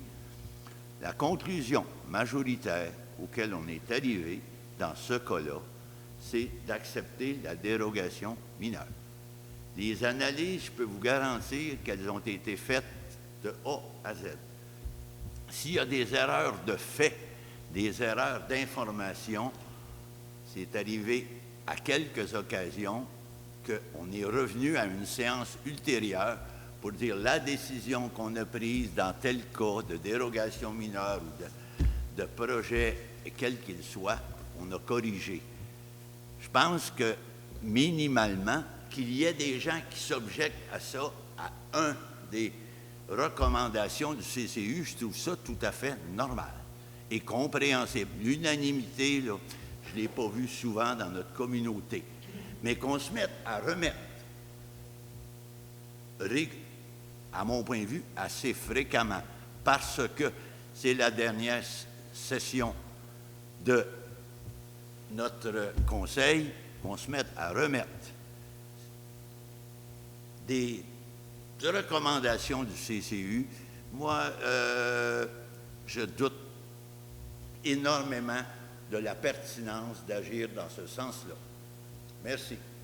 Merci pour votre intervention. Alors, ça concerne les thèmes... Oh, absolument. OK, allez-y. Votre nom, monsieur? Mon nom, M. Guy Richard. Je demeure au 29 Chemin des Montagnais, puis mon épouse a parlé un petit peu plus tôt tout à l'heure. Ma question est pour l'environnement. Le 75 mètres, est-ce que c'est une loi qui est municipale ou c'est une loi qui est d'ordre d'environnement? Monsieur Théberge, est-ce que vous pouvez nous éclairer là, sur l'origine de cette norme-là? C'est une norme qu'on trouve dans bon nombre de réglementations. Ça a été adopté à la MRC. La seule distinction que je pourrais vous dire que Sutton a par rapport à d'autres municipalités dans la région puis des cantons de l'Est, c'est que Sutton ne fait pas la distinction si le cours d'eau est un cours d'eau intermittent ou si c'est un cours d'eau régulier. La réglementation usuelle dans des dossiers comme ça, et ça fait partie des discussions au niveau du CCU, on a des gens qui sont assez familiers avec les normes en environnement, c'était que dans toutes les municipalités qui ont été consultées, ils considèrent que si c'est un cours d'eau intermittent, le 75 mètres ne s'applique pas. Ça s'applique uniquement dans le cas d'un cours d'eau régulier. Et dans ce cas-là, l'étude environnementale qui a été produite par un biologiste, c'est que ce serait un cours d'eau qui serait intermittent. C'est pour ça qu'au niveau du CCU, les discussions ont été, est-ce que ça cause vraiment un préjudice? Après ça, on s'est dit, OK, c'est quoi la norme de bande de protection riveraine d'un cours d'eau régulier ou intermittent? C'est 15 mètres. En disant 25 et 55, le comité a jugé que c'était nettement au-dessus. C'est le commentaire qu'on avait de gens là, en environnement sur le comité. Donc, il y a des études qui ont été faites pour dire que c'était un cours d'eau intermittent. Il y a un rapport d'un biologiste qui nous a été soumis. OK. Bien, à la lueur de tout ce qu'on a entendu par rapport à ce projet-là, moi, je propose qu'il soit annulé. OK, on vous a entendu, monsieur. Je propose qu'il soit annulé. J'ai dit, je vous ai entendu, monsieur. Je vous remercie beaucoup. Oui. Bonjour, Lily de Grandpré. La raison pour laquelle je vous parle aujourd'hui, c'est que moi, je me rendais chez ma sœur Suzanne, qui vous a parlé plus tôt, et que les gens avaient déjà commencé, j'ai entendu des scies mécaniques, et les gens avaient déjà commencé à faire la rue privée dont on parle aujourd'hui. Et je me demande, étant donné les conditions qui avaient été mises lors de la première dérogation, comment le promoteur pouvait se permettre de commencer à faire les travaux. Mais il ne doit pas, mais là, c'est une nouvelle pour moi. Est-ce qu'il y a eu de... J'ai même pris des photos. Mais attendez, il y a souvent des raisons parce que ça peut être de l'arpentage, je ne sais pas, là, c'est... Allez-y, M. Théberge, vous au courant? Une demande ne donne pas le droit d'exécuter. Une demande, c'est une demande. Tant qu'un permis n'est pas accordé, une autorisation n'est pas donnée, ça ne donne pas le droit à. Effectivement, vous avez pris des belles photos. On a envoyé, j'ai un inspecteur qui est allé sur place et c'est un peu évasif ce que je vais vous dire. Ce n'est pas une réponse très, très agréable. La dimension des arbres qui ont été coupés, ce qu'on appelle des arbres au sens réglementaire, ne sont pas considérés des arbres. Sont de dimension de diamètre trop petit pour être considéré un arbre. Mais vous avez raison que des travaux d'éclaircissement ont été débutés sans qu'un projet soit autorisé. Mais ça aurait pu se faire sur un terrain libre sans projet. Alors, moi, ce que je me demande, ça démontre un peu le fait que le promoteur se fout un peu de ce qui lui est demandé, que les conditions qui lui avaient été imposées à la première dérogation, il a refusé de les respecter. Et puis là, il arrive avec une deuxième recommandation, une deuxième demande de dérogation mineure, alors qu'il ne respecte même pas la première. Alors pour moi, je me dis, ce n'est pas une façon de procéder pour se faire... ça ne peut pas marcher comme ça dans une ville. C'est pour ça que je pense que les gens qui ont parlé avant moi ont le droit de dire que, soit le reporter puis de parler à ce monsieur-là puis de dire, écoutez, vous n'avez pas le droit de faire ce que vous avez fait, ou simplement de dire, on vous refuse la dérogation parce que vous n'avez pas respecté vos conditions. Bien, je suis bien d'accord avec vous, Madame de Grandpré. D'ailleurs, il n'est pas le seul. Là. Souvent, il y a beaucoup de nos citoyens qui sautent aux conclusions et puis ils pensent là, que, bon, ils ont eu l'accord, puis ils vont avec des démolitions. Et puis, bien, on a des ressources pas illimitées. Puis, souvent, on l'apprend après les faits. Une chance qu'on a des citoyens là, qui nous le rapportent parce qu'à ce moment-là, on envoie des inspecteurs, puis c'est du cease and desist, là. Mais les gardes, là... Alors, je pense que pour ces raisons-là, pour le fait, il demande dérogation sur dérogation, il ne rencontre pas les conditions, il fait des travaux avant même d'avoir la permission. Je pense que le Conseil devrait dire à ce monsieur-là, soit on refuse votre deuxième dérogation. Est-ce qu'on va continuer dérogation sur un projet qui déjà a acquis le droit d'en faire 3 au lieu de 2? Alors, c'est ma... Alors... J'ai vu que monsieur... Vous voulez intervenir, M. Martin? Oui, j'ai fini, monsieur. Votre masque, si vous parlez.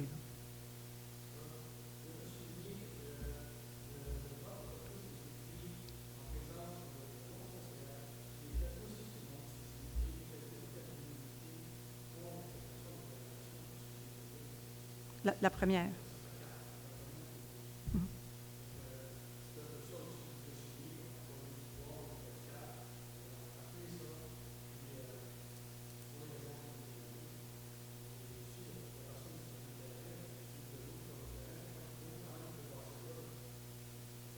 Oui, mais là, il va revenir avec une autre dérogation. Vous allez en avoir combien de dérogations? En tout cas. Alors, on ne fera pas une...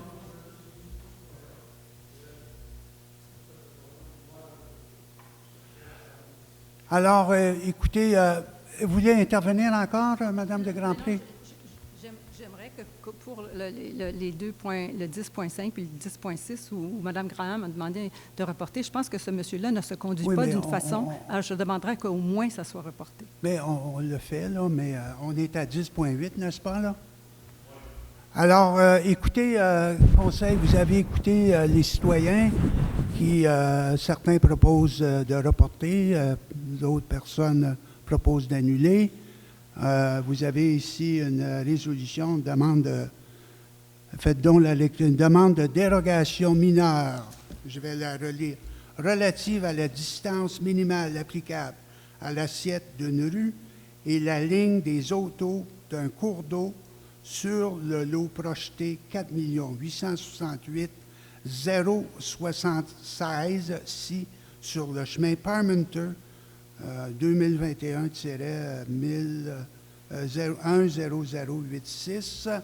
Alors, vous avez une proposition d'adoption ici.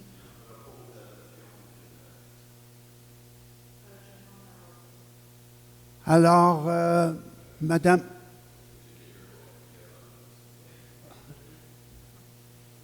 donc, vous appuyez, monsieur. Alors, vous demandez le vote. Est-ce qu'il y en a qui veulent s'exprimer avant qu'on passe au vote? Si vous permettez, M. le maire, vous allez voter sur la proposition de l'approuver. Il y avait des conditions qui étaient proposées. Est-ce que vous voulez qu'on en fasse part? On est tous bien pour que ça soit clair de tout le monde. Hein? Allez-y. S'il vous plaît. On va faire la lecture. Comme ça va être transparent. Fait que dans la proposition d'accorder la dérogation mineure telle que demandée, sous réserve du respect des conditions suivantes, aucun fossé ne doit être aménagé sur la rive ouest de la rue privée, donc c'est du côté où on se rapproche des cours d'eau. La surface de roulement de la rue privée doit être aménagée selon les dimensions minimales prescrites à la réglementation. La dérogation mineure est conditionnelle à la démonstration préalable que le lot adjacent au lac, dans le fond sur le lot numéro 1, qui peut être construit en conformité à l'ensemble de la réglementation en vigueur. Donc, la condition, c'est qu'on ne veut pas revoir le dossier si jamais il y avait non-conformité pour construire.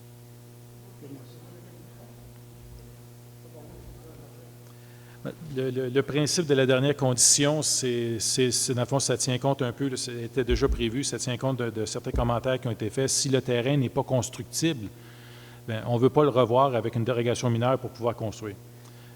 On dit que le terrain numéro 1, il devra faire la démonstration, avant que la dérogation mineure soit accordée, il devra faire la démonstration qu'il est possible de construire sur le lot 1.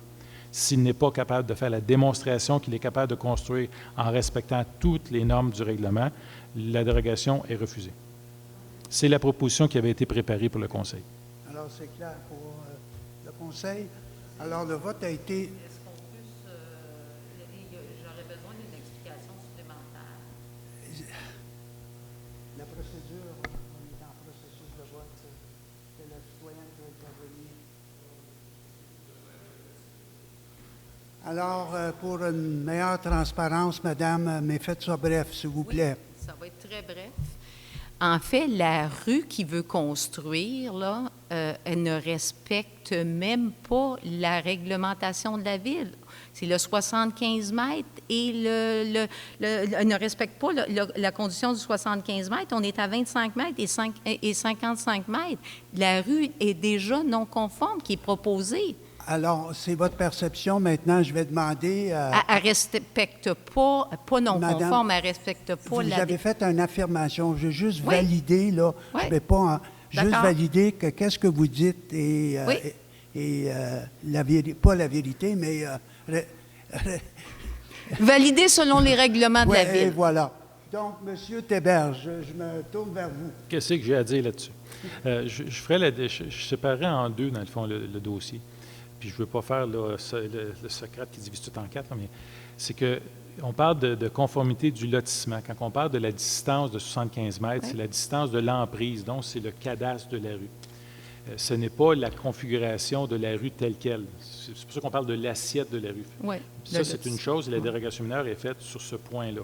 Mais pour ce qui est de la chaussée, de la fondation de la rue, de la surface de roulement, ce qui est l'infrastructure en tant que telle, ça, il n'y a pas de négociation là-dessus. Ce qui est dit, c'est ça, tu dois respecter une rue comme il faut, que ce soit Oui, sécuritaire. ça, je comprends ça. Moi, j'argumente plus sur le fait le règlement de lotissement, le 75 mètres versus 55 mètres et 25 mètres. C'est ça notre argumentation. Et en plus, dans le lotissement, on densifie. On parle de 3 lots au lieu de 2. C'est notre... Encore là, moi, je demande de reporter ou à tout le moins, moi, ma position, à moi et mon conjoint, c'est de refuser cette dérogation-là, qui en est une deuxième. Alors, on a répondu à votre première question là, concernant... OK, merci. Oui. Alors, vous aussi, là, vous voulez vous exprimer votre nom encore, monsieur? Monsieur Guérichard, Oui. expliquez-moi comment ça fonctionne parce que je ne suis vraiment pas familier avec ça ici. On a 3 représentants. Il y a une personne qui est pour, l'autre le second. Il y a une personne qui est contre, puis il n'y a pas personne qui peut l'appuyer. Comment qu'on peut avoir un décorum? Monsieur le greffier, voulez-vous expliquer la procédure? Je ne veux pas me fourvoyer, s'il vous plaît.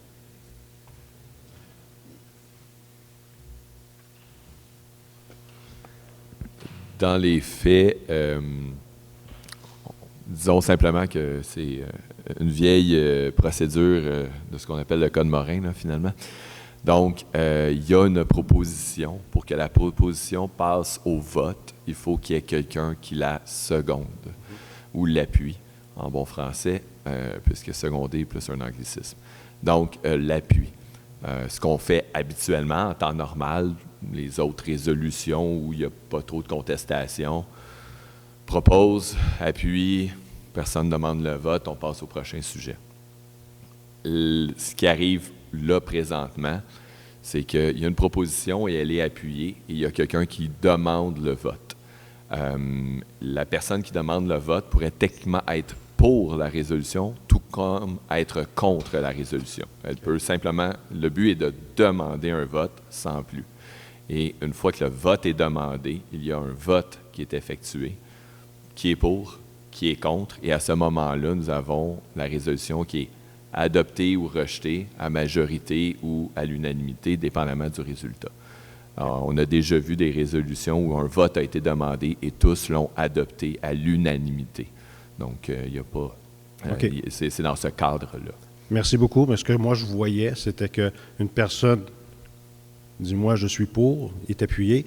Une personne dit « je suis contre », il n'y a pas personne qui peut l'appuyer. Donc, pour moi, ça ne faisait pas de sens. Je vous dirais que vous avez raison, c'est plutôt qu'il y a eu une proposition. La proposition, c'est celle que vous avez sur le tableau, là, celle qui provient du CCU dans le cas présent. Donc, il y a une proposition qui est faite, laquelle proposition est proposée par quelqu'un, appuyée par quelqu'un d'autre, et soit qu'on passe au prochain sujet, soit que quelqu'un demande le vote, et là, dans lequel cas, il y a un vote d'effectué. Merci de votre temps. OK, ça clarifie votre... Bon, on est reparti sur une période de questions, là. Non, mais Mais allez-y, là, on va... Si le promoteur demande une nouvelle dérogation, est-ce un instant, il va... Tout le monde oublie qu'il faut faire ça entre les deux. Là. Ça fait plusieurs fois que je demandais des questions à tout le monde. N'oubliez pas.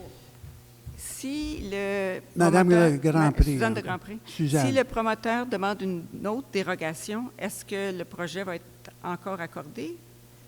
Ça va dépendre de... Bien, ça va repasser au CCU, là.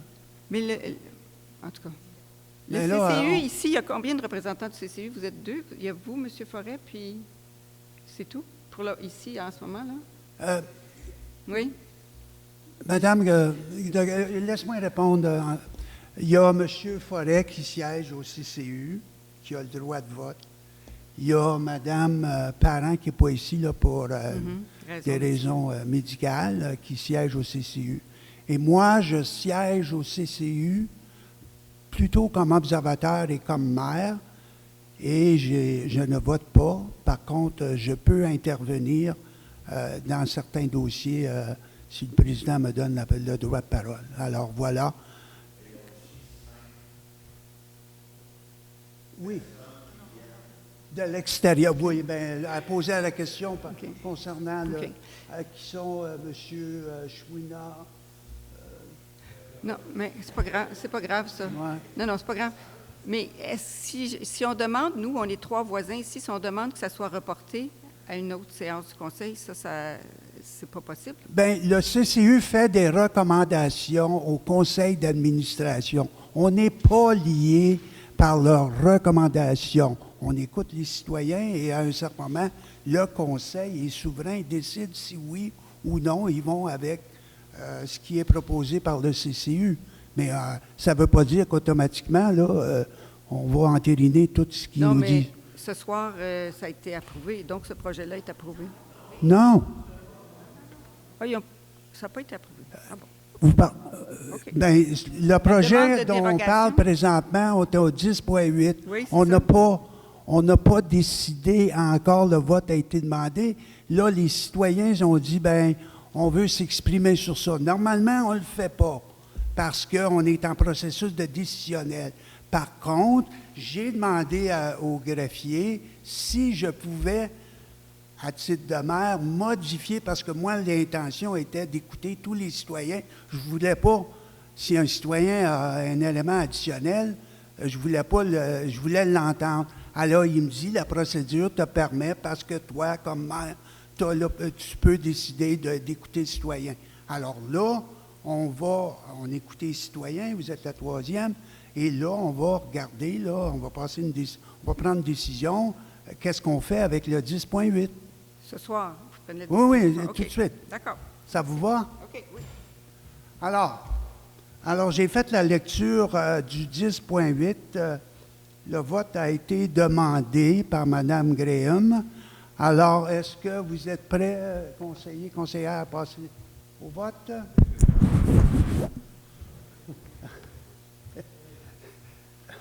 Prenons le vote, là.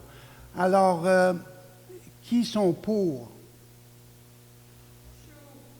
Qui sont contre? Madame Graham. Donc, c'est adopté. 10.9.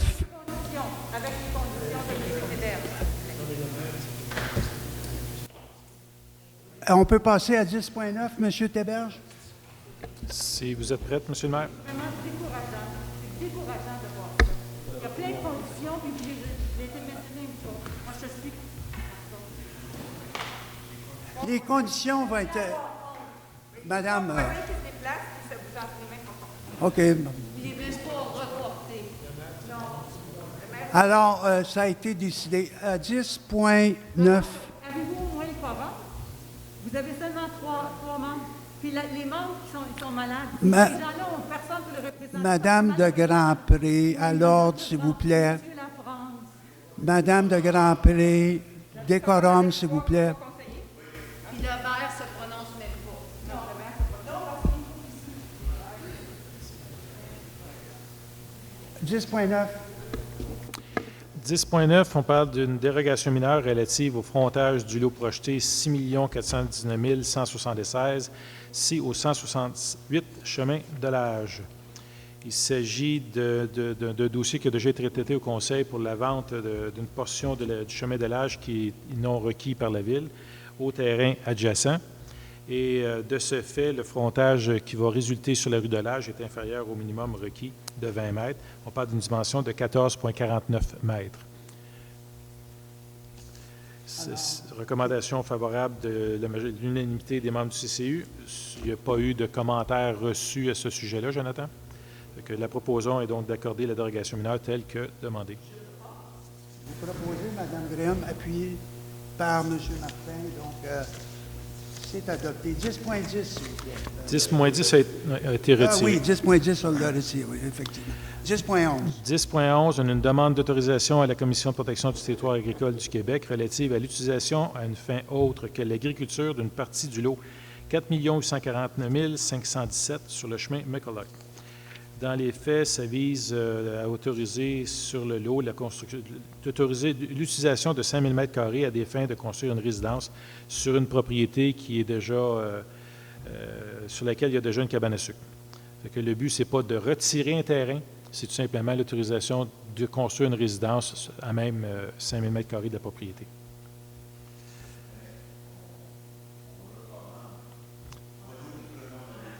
Bien, ce que la Ville fait dans ces dossiers-là, M. Forest, c'est qu'on vérifie la conformité du projet. Le résidentiel est autorisé dans la zone, il peut être fait. On n'a pas à évaluer la dimension du lot parce que le terrain au complet demeure entier. La chose qu'on a à faire, c'est ce qu'on appuie la démarche auprès de la Commission de protection du territoire agricole. Exact. Vous proposez, M. Forêt, Mme Graham appuie, donc adopté. 10.10. 10.12, si vous voulez. Si vous ne voulez pas, juste me le dire. Bon, OK, j'étais à la bonne place. 10.12, 10.12, M. le maire, on parle d'une demande de plan d'implantation et d'intégration architecturale relative à la construction d'un bâtiment accessoire sur le lot 4 866 769, si au 950 chemin Parmenter. Comme vous voyez, la demande vise donc la construction en cour arrière d'un garage détaché, oubliez les deux cours arrière, d'une dimension de 9,14 m sur 7,92 m. Il sera en bois de couleur bleue et une toiture de bardeaux d'asphalte de couleur cèdre qui sont identiques à ceux présents sur la résidence. Des conditions sont proposées avec le projet, soit de s'assurer qu'aucun logement ne sera aménagé à l'intérieur du nouveau bâtiment, que le bâtiment sera entièrement utilisé aux fins d'un garage domestique et à de l'entreposage. L'implantation du nouveau garage sera réalisée dans une aire déboisée et aucun arbre ne sera abattu. Et l'implantation du garage projeté devra être préalablement approuvée en conformité aux présentes conditions avant le début des travaux de construction. Donc, proposé par Mme Graham, appuyé par M. Forêt, adopté. 10.13. Demande de plan d'implantation et d'intégration architecturale relative à la construction de 2 galeries sur le lot 4 848 481, si au 13 de la rue Western. C'est un retour, c'est un projet qui avait déjà été présenté et refusé. L'information était difficile à saisir, le plan n'était pas clair. Les gens sont revenus avec un document plus étoffé et mieux monté. Et la demande vise à assurer, comme vous voyez sur les plans, l'ajout d'une galerie en cour avant d'une dimension de 1,4 m de profondeur par 2,9 m de largeur en bois, qui sera recouvert d'une toiture de tôle, et l'ajout d'une galerie en cour avant et latérale d'une dimension de 2,5 m de profondeur sur 3,7 m de largeur, d'une hauteur de 2,6 m en bois. La recommandation du comité consultatif est d'approuver la demande avec une seule condition, soit que les poteaux qui supporteront les toits soit des poteaux de bois ouvragés de couleur blanche et chanfreinés sur les 4 faces. M. Martin, appuyé par Mme Graham, adopté. 10.14. C'est une demande, encore une fois, de plan d'implantation et d'intégration architecturale qui est relative à la construction de bâtiments accessoires sur le lot 5 096 148, si au 715 du chemin Morgan. La demande vise donc la construction d'un nouveau cabanon en cour arrière d'une dimension de 3,6 m de largeur par 5,5 m de longueur. Les matériaux de revêtement s'agenceront avec un T en type et couleur avec les matériaux de revêtement présents sur le bâtiment principal, soit du Canexel et du bardeau d'asphalte. Les membres du CCU le recommandent de façon unanime d'approuver la demande telle que présentée. Madame Graham propose, appuyé par Monsieur Martin, adopté. 10.15. C'est une demande de plan d'implantation et d'intégration architecturale relative à la construction d'un balcon sur le lot 4 867 223, ci au 955 chemin Parmenter. Ce que vous avez ici, c'est une demande à plusieurs options. Elle vise à autoriser la construction d'un balcon en façade avant d'une dimension de 3,05 mètres de largeur par 7,01 mètres de longueur. Et 3 options sont présentées. La première est une rampe en bois avec câble d'acier horizontal. La deuxième proposition 2, c'est une rampe en bois et tige en fer forgé noir vertical. Et la proposition 3, rampe en bois verticale. Les membres du comité consultatif sont unanimes dans leurs recommandations. C'est soit d'approuver le projet tel que présenté et que les 3 options, que ce soit la 1, la 2 ou la 3, font l'unanimité. Il pourrait être réalisé. Que le promoteur, le requérant, aura choisi laquelle des 3 il décide. L'idée, c'est que les 3 options devront, peu importe l'option qu'il va choisir, elle devra être conforme à la réglementation en tout point. Mais est-ce que ça doit être conforme à notre réglementation ou plutôt conforme à le code Matiban? C'est à la réglementation municipale et à tout code auquel il référait. Fait que on n'applique pas autre chose que notre réglementation ou tout code ou partie de code auquel le règlement pourrait référer. Mais pour répondre clairement, dans ce cas ici, il faut appliquer le code du bâtiment, n'est-ce pas? Avec la modification réglementaire qu'on a apportée, Jonathan me corrigera ce lundi, la conformité au code devra être confirmée par un technologue ou un architecte. Parce qu'on saute cette responsabilité. Exact. On a transféré le... Oui. Donc, les ingénieurs, les technologues... Excusez de ne pas avoir fait le lien, je suis désolé. Respecter le code, c'est leur responsabilité avant qu'ils mettent le saut. Donc, ça veut dire que la personne doit montrer une preuve que c'est conforme, que c'est au propriétaire de montrer que la conformité quant à le règlement du bâtiment. OK, merci. Il doit en faire la démonstration. Désolé que je suis un peu... En fin de compte, quand il met son saut, il confirme que ça rencontre les normes en vigueur. Alors, à la lueur de tout ça, et qui appuie? Madame Graham appuie, donc c'est adopté. 10.16. Demande de plan d'implantation et d'intégration architecturale relativement au remplacement d'une galerie, je suis en train de perdre la voix, sur le lot 4 867 483, ci au 156 chemin Boivin. Ce que vous avez, c'est d'autoriser le remplacement de la galerie avant, latérale et arrière au rez-de-chaussée ainsi qu'à l'étage, ainsi que la réutilisation des barreaux existants et le maintien de la couleur actuelle. La recommandation est unanime des membres du CCU d'approuver la demande telle que présentée. M. Forêt propose, appuyé par M. Martin, adopté. 10.17. Vous avez une demande de plan d'implantation et d'intégration architecturale relative à l'agrandissement d'un étang sur le lot 4 867 219, ci sur le chemin Parmenter. Vous avez ici le croquis, le but de l'agrandissement est pour des fins de baignade et de biodiversité. Des plans ont été déposés avec beaucoup de détails. Il y a eu des vérifications qui ont été faites justement par un membre du CCU qui est spécialisé en environnement. Il nous a confirmé qu'il n'y avait pas de contre-indication au projet. Et c'est pour laquelle on soulève les points suivants dans la recommandation unanime des membres du CCU, c'est que l'étang n'est pas hydroconnecté et n'est pas situé en proximité ou à l'intérieur des limites d'un milieu humide et en plus sert de source d'approvisionnement en eau pour la protection incendie par l'intermédiaire d'une borne sèche, ce qui permet d'avoir de l'eau en longueur d'année pour la protection incendie. Le nouvel étang sera protégé contre les débordements par l'aménagement d'un trop-plein de surface raccordé au fossé du chemin Parmenter et ce débordement-là a été vérifié et approuvé par le service des travaux publics et des immobilisations. La recommandation serait d'approuver la demande telle que présentée. M. Forêt propose et Mme Graham appuie, adopté. 10.18. Vous avez une demande de plan d'implantation et d'intégration architecturale qui est relative au remplacement de fenêtres sur le bâtiment principal sur le lot 4 848 491, ci au 23 de la rue Western. Ça vise le remplacement des fenêtres sur les façades avant latérales par des fenêtres à guillotine et on remplace en PVC blanc et le remplacement du revêtement de tlin de vinyle blanc par un tlin de vinyle de même couleur. Dans le fond, c'est plus la continuation du remplacement des fenêtres. Les travaux ont déjà été débutés il y a quelques années. Ça va finaliser le retour à des caractéristiques plus traditionnelles. La recommandation du CCU est unanime d'approuver la demande telle que présentée.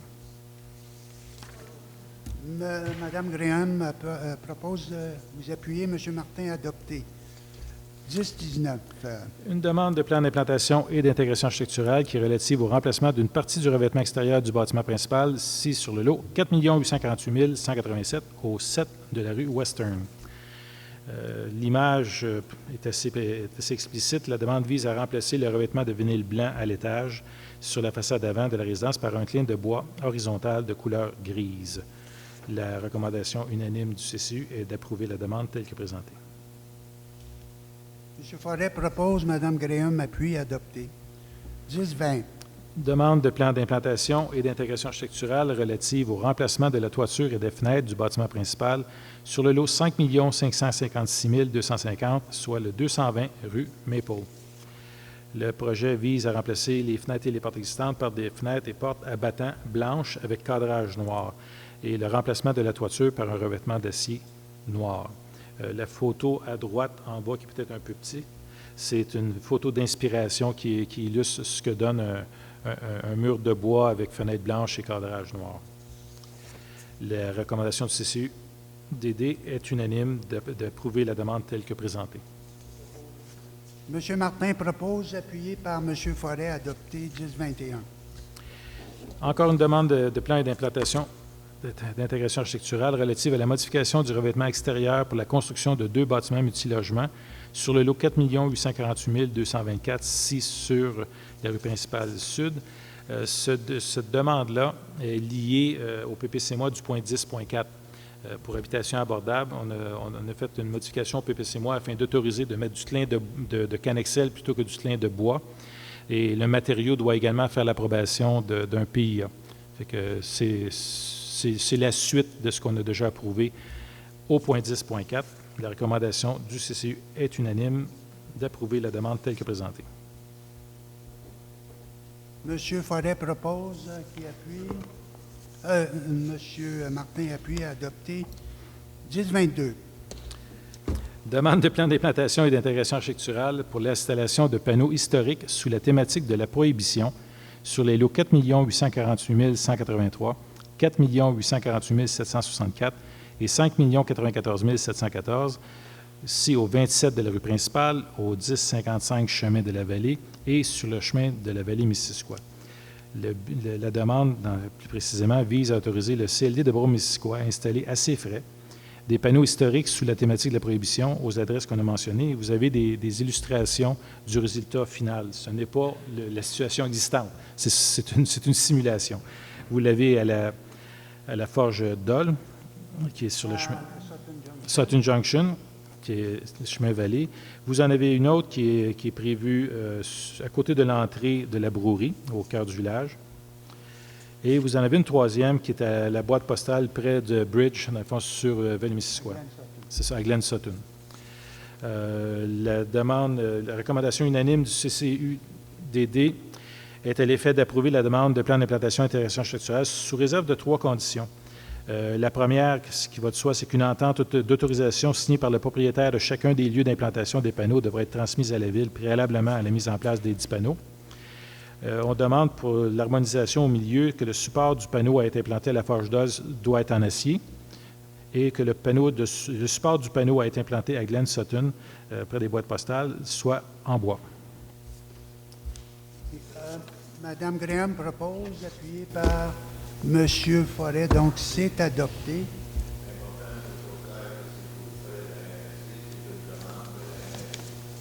Oui, vous l'avez dit. Alors, ça termine notre séance extraordinaire.